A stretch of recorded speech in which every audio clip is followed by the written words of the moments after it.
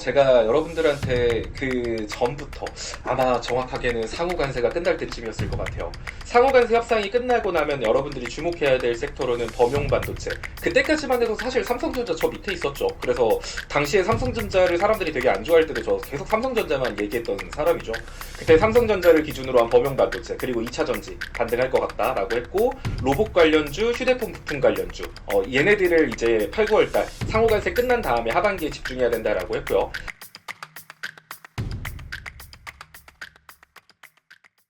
그리고 휴대폰 부품 관련주 안에서 여러분들한테 순서를 나눠서 드렸어요. 힌지, 기판, 그리고 OLED, 그 다음에 마지막으로는 카메라 모듈 이렇게 잡아드리면서 휴대폰 부품 관련주들이 왜 움직일 수 있는지 이유 설명해 드렸고 순서까지 남겨드렸거든요. 최근에 OLED 관련주들도 굉장히 좋은 움직임을 보여주고 있죠. 앞에 뭐 기판이라던가 힌지는 이미 움직였고요. 자, 그럼 마지막으로 남은 거는 카메라 모듈 관련주예요.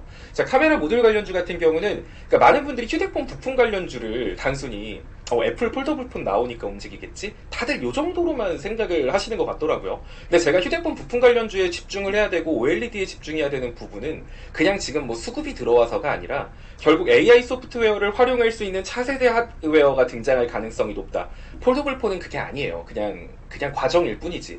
결국에는 9월, 10월 등장하게 된 XR이라던가 스마트 글라스, 메타에서 나오는 그것들에 연결돼서 제가 스마트 부품 관련주를 보라고 한 거거든요. 근데 최근에 좀 잘 움직이는 거, 그리고 로봇 관련주 같은 경우도 그때까지만 해도 바보였습니다. 엄청 바보였는데 최근 들어서 제가 그때도 아직 안 움직인 거 로봇밖에 없다. 그리고 로봇 움직였죠. 자, 그럼 이제 로봇하고 차세대 하드웨어 기기의 교집합이 될 수 있는 게 뭐냐면 카메라 모듈이죠. 결국 지금 로봇 관련주들이 잘 움직이고 있는 건 부품 관련주들이 움직이고 있죠. 로봇이 행동을 해야 되니까, 로봇이 움직여야 뭐 로봇 같고 뭘 할 거 아니에요. 그러니까 뭐 구동, 행동에 관련된 부품 관련주들이 움직이고 있다라고 한다면 결국 그 로봇 관련주가 주목받고 있는 건 로봇이 이렇게 행동함에 있어서 AI 소프트웨어가 판단을 내리기 때문이에요. AI 소프트웨어가 판단을 내리고 로봇이 구동, 행동을 한다. 그런데 판단을 내리고 행동하기에 앞서서 가장 중요한 건 인식이거든요. 그러니까 뭔가 내 눈앞에 보이는 거를 컵을 잡는다라고 하면 컵을 잡는다라는 걸 판단을 내리고 행동을 하려면 컵이 어디 있는지를 알아야겠죠. 컵을 먼저 인식해야 될 거예요. 그런 관점에서 그 인식을 담당하는 게 카메라 모듈인 거예요. 로봇의 눈이죠. 지금 당장에는 당연히 일단은 뭐 인식을 하고 판단을 하고 뭐든 간에 행동을 할 줄 알아야 되니까 거기에 대한 관련주들이 움직인다면, 로봇에 대한 기술력들이 정말 상용화되기 시작한다면 카메라 모듈에 대한 관심도가 높아질 수 있다는 점. 거기다 추가적으로 오늘 자율주행 관련주들도 앞부분에 움직였죠. 자율주행에서도 핵심은 카메라 모듈입니다. 카메라, 그러니까 라이다, 레이더 이런 센서 같은 경우는 사물의 위치, 거리 정도를 판단할 수 있지만 그게 명확하게 뭔지는 판단할 수 없어요. 즉 사람인지, 얘가 자전거인지 오토바이인지 뭐 자동차인지 이런 걸 구분할 수 없다는 거죠. 이걸 구분하는 것도 결국엔 카메라 모듈에 대한 기술력과 연결이 됩니다. 따라서 자율주행이라던가 로봇 이쪽만 하더라도 카메라 모듈에 대한 관심은 커질 수가 있고요. 게다가 지금 스마트폰 부품 관련주들 잘 가죠. 근데 이걸 단순히 뭐 스마트폰 카메라로만 볼 게 아니라 XR이라던가 VR, 스마트 글라스 이런 부분에 있어서도 결국 공간 컴퓨터 이런 거 다 필요한 게 카메라 모듈 렌즈, 소형화, 경량화, 그리고 기술력이거든요.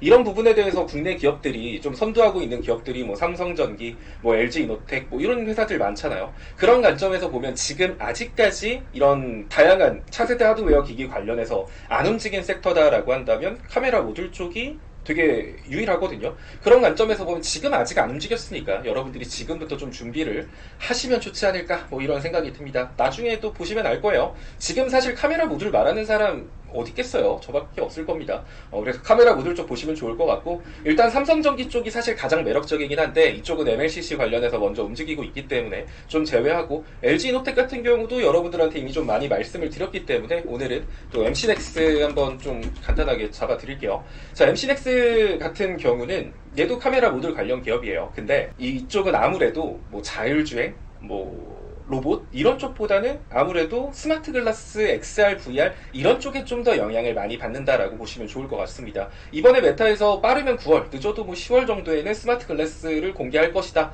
라는 얘기가 뉴스에 나오고 있거든요. 그런 얘기들 나오면 그때부터 좀 더 관심을 받을 가능성이 높고요. MC넥스는 2021년인가 2022년 대비해서 영업이익률이 한 6배 가까이 올라갔어요.